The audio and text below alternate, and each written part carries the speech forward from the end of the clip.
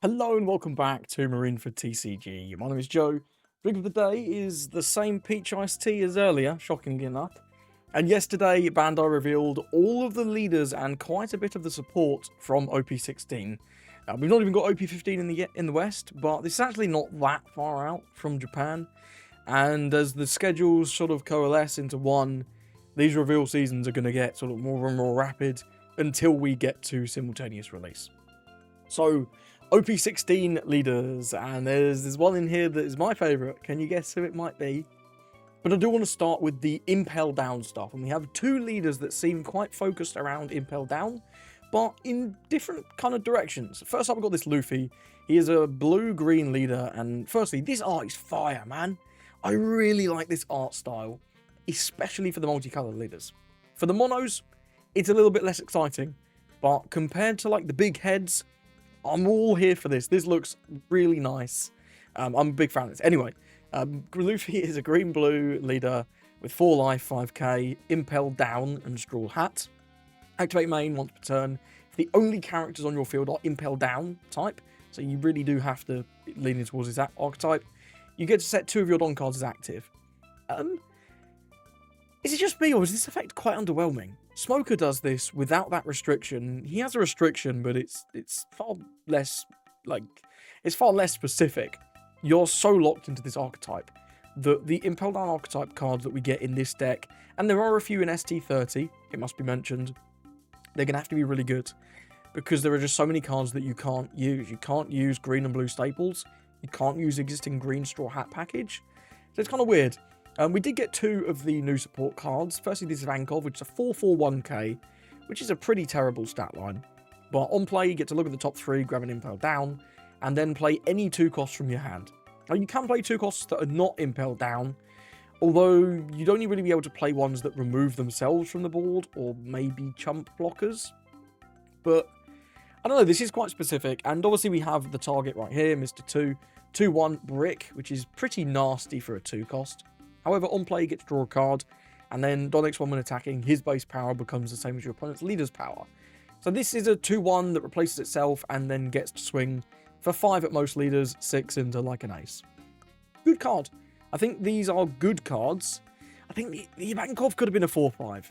I feel like this should have been a 4/5. 4's kind of crazy, but maybe we're getting something later in the package that we don't know about yet that buffs these smaller characters up to higher powers. I think that could be reasonable. There's not a lot of Impel Down stuff that we already have. There are a few pieces that we'll talk about in a minute. And I don't think these cards really help anything else. Maybe you could play the Mr. 2 in Marco along with the 3-cost Ivankov, who is on this slide, this Ivankov here. But yeah, this seems fine. You can play these 2 on your 4 Don turn. You restand 2 Dons. Maybe you play another Mr. 2 if you've luckily drawn into them. And the fact that these both replace themselves in hand is great for card economy. But, I don't know. This doesn't blow me out of the water, but this seems solid at least. And these are some of the support cards you get. I'll make myself a little bigger. Why not? Firstly, I want to talk about Gum Champion Rifle, because this and all the other blue cards on this slide could also be used in the Buggy leader that we'll talk about next. This card is crazy. This is an insane counter event. 2k for 1 Don. And then your opponent has to return one of their active characters to their hand. So if they have a Searcher, yeah, this sucks. But if they don't have a Searcher, if all they've got is like medium to large characters, you get an insane amount of value out of this card. And the only reason you've not seen this see play is because Ivankov, the blue leader, is bad. And also, this card kind of didn't work perfectly in the deck. And Hannibal is awful. But now that we've finally got 2 new blue Impel Down leaders that are at least interesting, I wouldn't be surprised to see an uptick in Gum Champion Rifle play. We'll go back to the green cards next, because these are explicitly for the Luffy and also the Ace and Luffy deck. This Buggy protects 6,000 base power characters, which neither of these are, but he is still a chump blocker with the Impel Down type that you can play with Ivankov. And this Luffy is an Impel Down character that we're getting in the deck. Can be a bit of rush, can be a bit of anti-blocker technology. Seems reasonable, another decent thing to do on 4, although do note this doesn't interact perfectly with your leader effect. So if you play this on 4, you can't use the on play, even though you can restand 2 Don after you play this guy. So it's a bit of a shame you can't give this rush, but it is what it is. And then these are the other supports. I'm less interested in these. Ivankov without a way to stack your deck is worthless, but if we do get a way to stack your deck, maybe Ivankov can play out like the Mr. 2. That could be pretty cool. Inazuma was good in blue Ivankov. Maybe we'll get something that summons a 6, like a Luffy Taro style effect, in which case this Inazuma could be interesting. And we also have the Hannibal and the Shiryu from OP14. Again, unless we get more hand refill, I don't think these cards are good, but they're here. And the other leader, I'll make myself small again, is Buggy. So Buggy looks really fun. I really like the look of this deck. 5k, 5 life, blue, Impel Down Buggy Pirates. And Donix 1, once per turn, that's both yours and your opponent's, you can activate this effect when your Impel Down type character is removed from the field. So that's by effects or by battle. And it includes your own effects, which is interesting. You get to play one Prisoner of Impel Down card from your hand. Prisoner of Impel Down is a 6/6 vanilla 2k that you can have as many of this card in your deck as you like. Welcome back, Pacifista. This actually seems really fun. So whenever your opponent kills one of your guys once per turn, you just get to replace it with a 6k vanilla. It's kind of fun, and the fact that these are 2ks means you're not going to be upset to have 12, 14, maybe even 16 of these in your deck, because they're just counter. That's pretty good. And we also gained the new Mr. 3. He's a 4/5/1k activate main. You can trash him, draw 2, and then one of your opponent's 9 or lesses cannot attack until the end of your opponent's next turn. That seems good. 4/5 that replaces itself and goes +1 and then stuns a 9. And don't forget that this will interact with your Buggy's leader effect, and you get to play a Prisoner of Impel Down when you use this Mr. 3's activate main. So maybe you play him, leave him a turn, swing with him on your next turn, pop him, draw a couple cards, play out a Prisoner, and stun one of their guys. That seems like a really strong effect. And also the fact this hits 9 is quite large, right? You can even hit a 9-cost Zoro. This seems like a very good card for the deck, and I'm really interested to see how this deck ends up functioning, because being able to keep up tempo by spamming out these 6k bodies is very cool. I don't know if it will be strong enough, but with the right support, I think this deck could be a bit of a nuisance and very funny, at the very least. In terms of a few other cards you could play in this Buggy deck that you wouldn't really want to use in the Luffy, the Crocodile can summon Mr. 3. I think unless we get more Impel Down characters with the Baroque Works type, you're probably not going to play this. But if we do get, I don't know, if we get a Mr. 1, or we've already got a Mr. 2, don't we?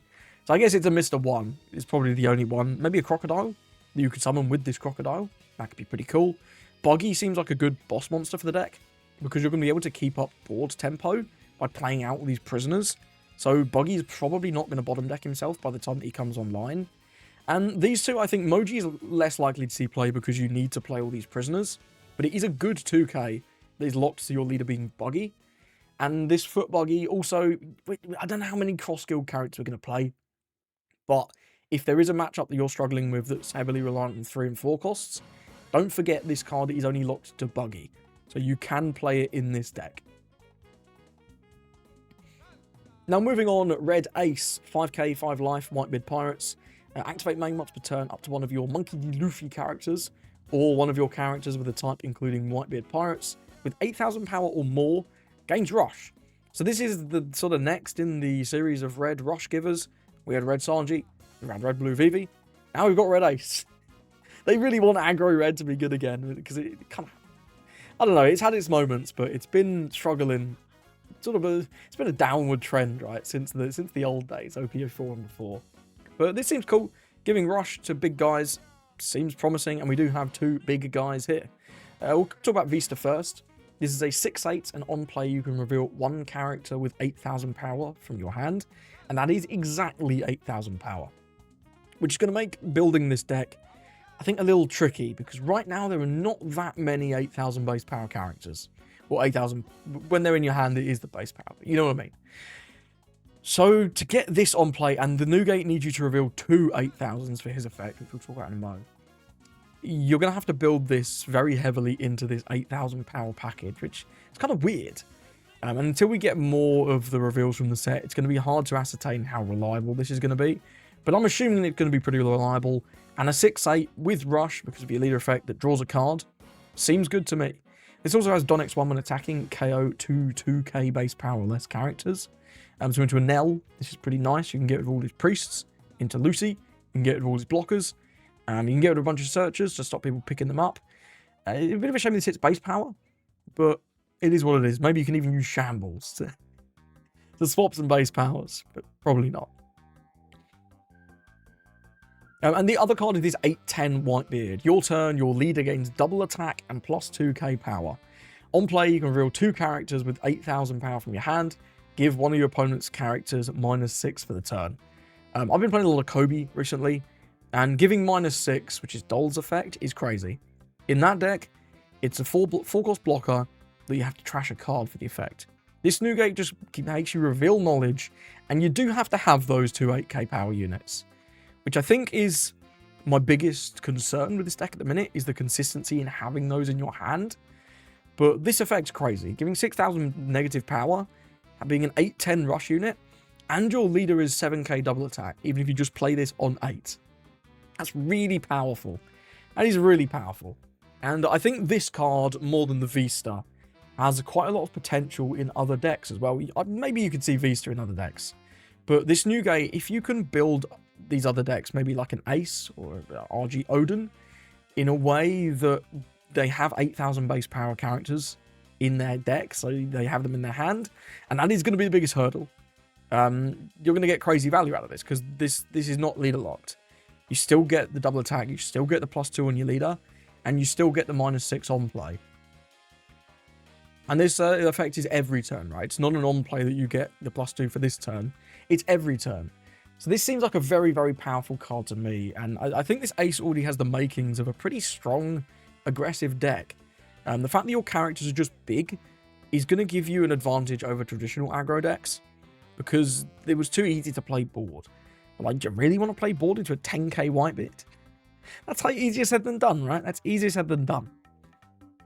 In terms of other cards that you could play in the deck, I think we finally found the home that these promos that came out a little minute ago were designed for. This Luffy and the Ace. The Luffy lets you, on your 9 on turn, play out this Ace, basically. And then this Ace in the Ace leader is an objectively better version of the OP02 Ace. It's got a better stat line, 6/8, miles better than 7/7, has exactly the same on play, and then you give it rush from your leader effect, so it still has rush.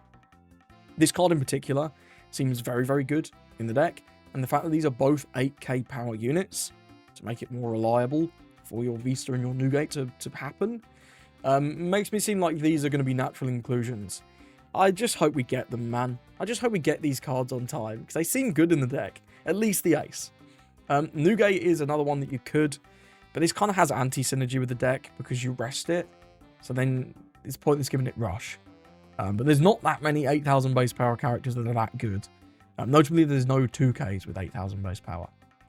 Rayleigh is probably the next best outside of these archetypes. Obviously, you cannot give him rush, but he is still a good character with 8,000 power for these effects. Maybe, I don't know, I think we're really relying on the support for this deck, but don't forget about these other cards. Izo and Yamato are always potential in these Ace decks. Your Whitebeard Pirates, so you can have some free 2Ks, and Yamato can be a nice little rush option. Also, don't forget you are called Ace, so you can use Garb. There's your Searcher. We lose Red Izzo to rotation, is what it is. We'll probably get a Searcher in this set for the deck, but you also have Garb, which is brilliant. And finally, this Nugate, when you can give him Rush, is suddenly a lot more appealing. 10-12, buff everything by 2k, so if you have this guy on the board, your leader's now 9k double attack. This is at 12, this is at 14, and then this Vista, if you played him on 6, and he's still here, could be at 10. So you have 10k, 12k, 9k double attack, 14k, and your pop a weenie. That's crazy. That's pretty crazy, man. I'm excited to try this. I really hope we get these damn promos. But it is what it is. I think Ace already looks quite promising to me, but I got baited a little bit by Red Law, so maybe I'm being baited again. Now, my boy, Sengoku. This is the leader I'm probably looking forward to the most. It's very cool. 5k, 5 life, Navy. Purple. Activate main may turn 8 of your active Don to your Don deck. Wise decision, otherwise you could use it on turn 2 with Maria. Play up to 3 Admiral type cards with different names from your hand. And then you get to play the Wallet Busters. Yeah, I don't know if I'm buying all of these, man.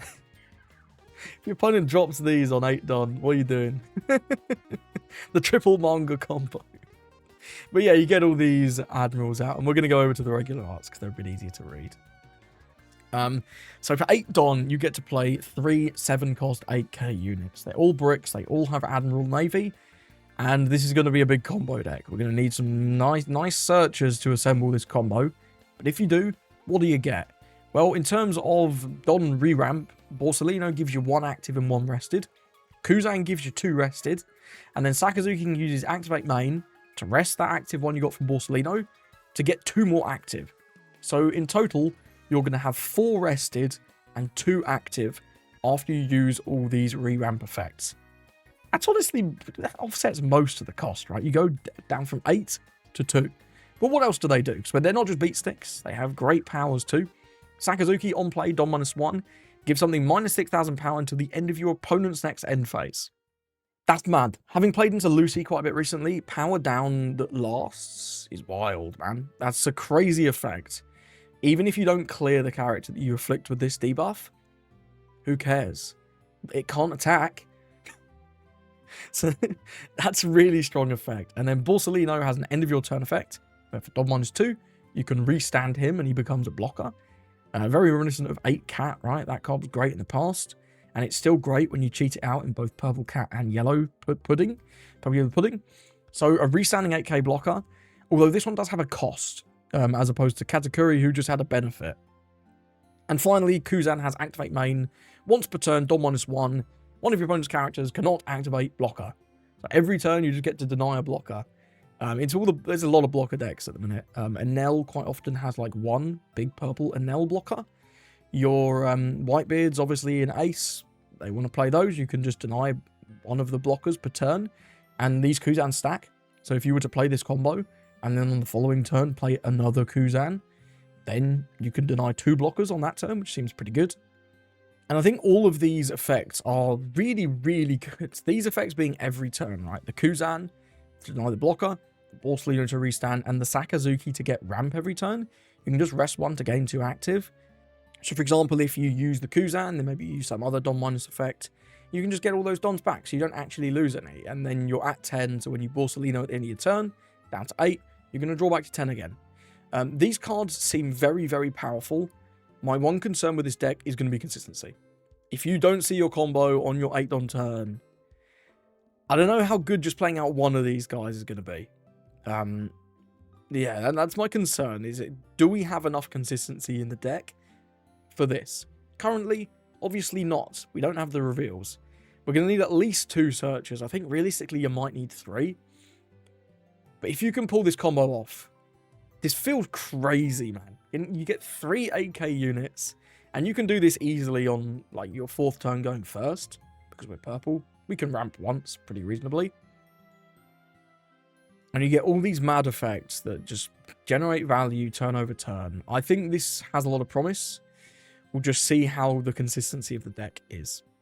In terms of supporting characters, it's always worth remembering that Rosinante is a Navy character.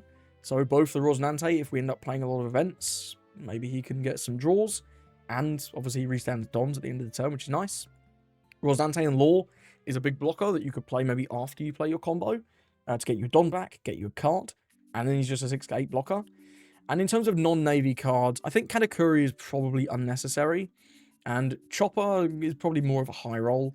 But you could play this with the 2 active Dons you have after your combo to get another one and a cheap little blocker. Black Maria seems like an instant include at 4 copies, unless the 2Ks we get in the set are that much better. If you have this and then you play out your combo, you just go to 10. You just draw back to 10. And this also combos nicely with your Borsalino's effect. It would let you use that effect more reliably on the turn that you combo out. If you've got Black Maria on the board so that you don't go down to like 4 Don. Big Mum, it's purple healing. You always see this in purple decks. It's always an option worth considering. But I think the ones that are most appealing to me are the Rosinante and Law and the Black. Now here's a short one. Yamato, 5k, 5 life, black, Land of Wano. When a Land of Wano type character is played from your trash, that character gains Rush for the turn. We don't really have many Wano characters. We have this Ryuma, who is a vanilla with double attack. It's okay. But we also have no way to resummon things. And Moria did not get unbanned. And I thought he might have done, but he didn't. So this one is really just support pending. There's not a lot I can say on this deck right now. What I can say a bit more on is the new Blackbeard or Black Yellow Beard. 5k, 4 life, Warlords and Blackbeard Pirates, and both of those are very relevant. Opponent's turn, all your characters get +1 cost, which I'm not sure how relevant that is, but nice, I guess. And then on your opponent's attack, once per turn, you may trash 1 card with a trigger from your hand. Change the target of that attack to this leader or one of your Blackbeard Pirates characters. Welcome back, Purple Dofi. You're still really good, but here's the competition, I guess. This is going to let you activate some nasty on-KOs like this San Juan Wolf. If you play him, then you divert into him. On KO, if your leader is a Blackbeard Pirate, you draw a card. And then one of your leader or character's base power becomes 7 for the turn. I can't imagine this hitting a character. That would be a bit weird. But turning your leader into a 7k base and drawing a card to negate the one that you tossed from that trash seems pretty good. And he also has the trigger to activate his on KO. So if you just get this as a trigger, he replaces himself in hand and just gives you a free buff. Seems good.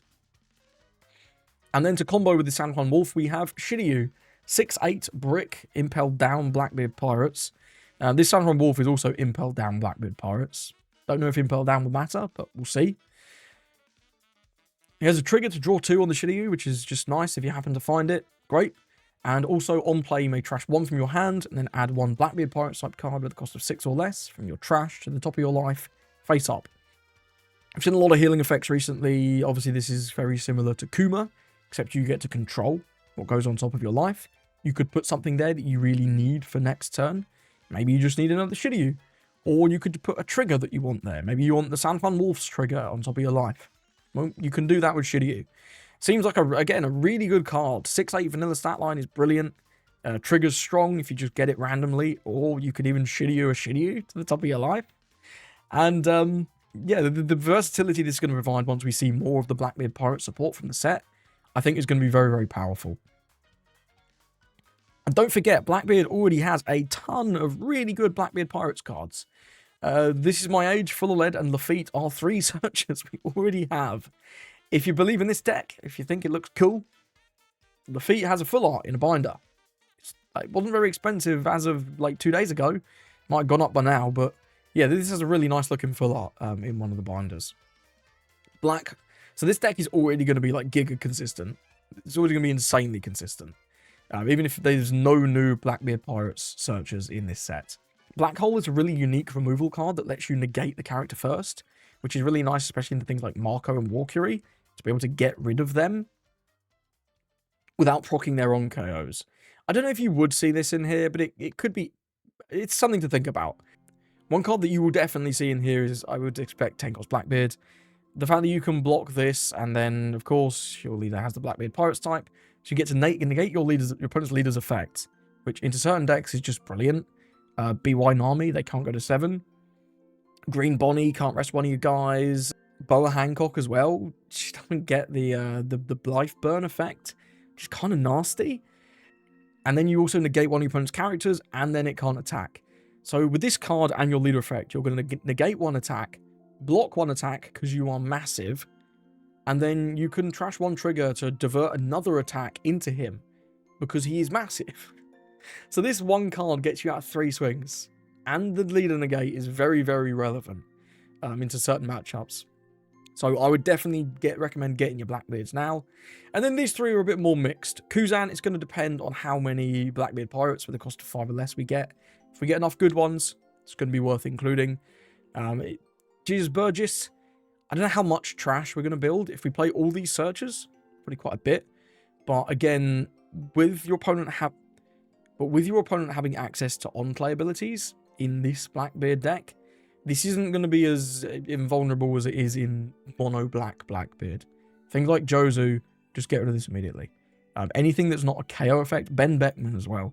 If you haven't managed to get to 7 yet, like this isn't just even unremovable, excuse me, like it is in Blackbeard.